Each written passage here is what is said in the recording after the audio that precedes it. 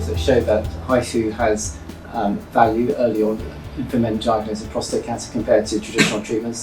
They're very early studies, but they show in patients who have been randomised that certainly in terms of the morbidity, side effects of urinary leakage and erections, they're much better off if they've had focal therapy rather than the radical treatment. And certainly early on there's very little difference in cancer outcomes, albeit that it's too early to say.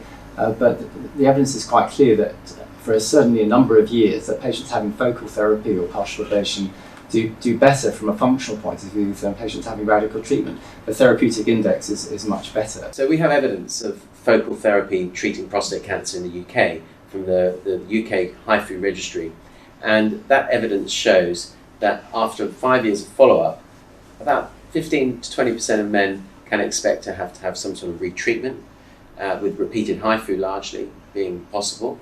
It's one of the advantages of ablative therapy that we can repeat it in a very non-invasive way. And of all the patients treated, 7% of the men needed to progress to radical therapy, which is actually not dissimilar from several series of radical prostatectomies where salvage radiotherapy has to be provided in a group of men. And in that setting, the side effect profile we're seeing from HIFU is of the order of 1 in 4 men who were previously having normal erections needing to use Viagra, and probably a group of about 5% of men not really able to sustain erections despite that kind of treatment. And that's substantially better than after radical prostatectomy.